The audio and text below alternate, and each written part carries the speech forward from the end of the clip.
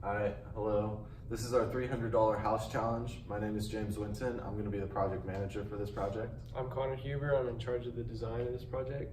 I'm Brendan Sanders, and I'm going to be in charge of the materials. And we are Team 5.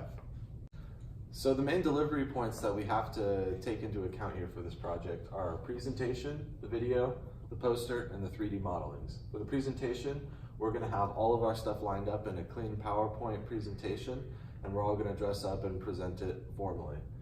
For the video, we are working on that currently to get a more detailed view of what our project consists of.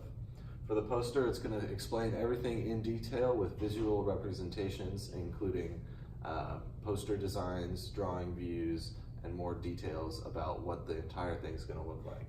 And the 3D modelings will come from Revit after it is created. Then I'm in charge of the 3D modeling, but we're all kind of going to work on it together. These are some of the angles we're going to do. So the door is basically going to be on the end, and then we're just going to have a slanted roof. And then we're going to have it similar to the Dakota Eco Garden when they had the tarps as the siding. And we're going to use 4x4 posts right here, 2x4s across, etc.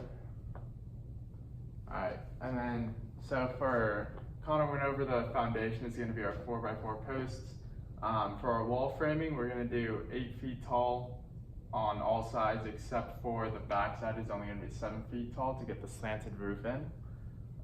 For ventilation, we're going to have to put insulation throughout the building to make sure that it's all working smoothly. And then we're going to have an aluminum roof to help protect from weather and the elements. And then for bed and furniture, we're going to have a bed here with a door frame here as it shows in the front elevation, and then room for cooking and a sink for access to water and electricity, and then possibly a storage space here and more room in the front of the building to give the people a homey feeling in their house. So for our material list, as we said, the framing is going to be 4x4s, little posts in each of the corners going up to support the building. We're also going to try to, for the framing and more of the wood for the walls, we're going to try to use pallets, and then, because those are cheaper and it doesn't cost as much. So that goes into walls and wood supported tarping, maybe having plywood on the side of the walls and then having a tarp over to try to keep it inexpensive, but also keep it safe from elements.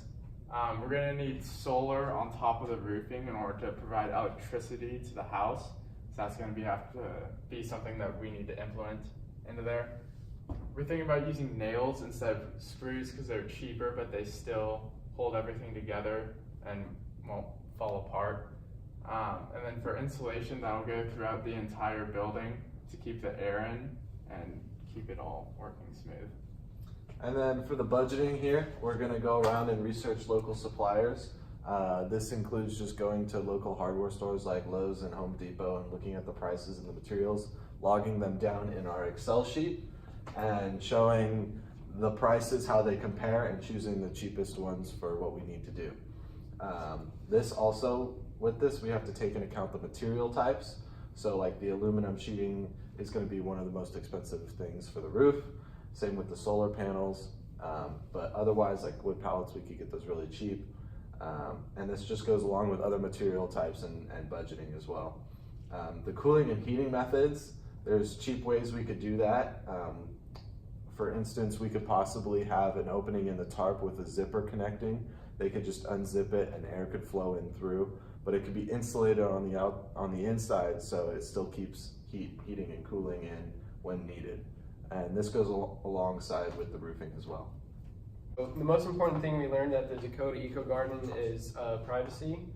A lot of the people that live there were ranting about how they don't want other people in their stuff or anything. So we thought it was important to make sure all the tarps are covering the whole thing and they have their privacy. Another main thing is that it's affordable because they don't have jobs or anything. They needed to stay clean, so they said running water was important and space for all their clothes because a lot of people had a lot of stuff in there and they needed as much storage space as possible. One of the biggest things that we took from the Dakota Eco Garden experience was that tarping is an affordable material that we can use in a $300 house build. It's cheap. If it's supported with plywood or framing behind it, it can sustain the elements for a significant amount of time before it needs to be replaced. And even if it does need to be replaced, it's very cheap. So that's kind of how the Dakota Eco Garden influenced our decisions here. But yeah, it was very cool to see those people going in the right direction.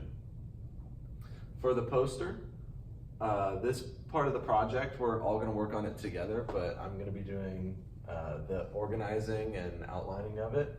We're going to have pictures, graphs, and 3D modeling screenshots from all the work that we've had completed here and throughout the project. It's kind of going to be like a project in review, a debriefing of the whole thing, but it's still going to have a bunch of information and points to really present our idea to the whole audience.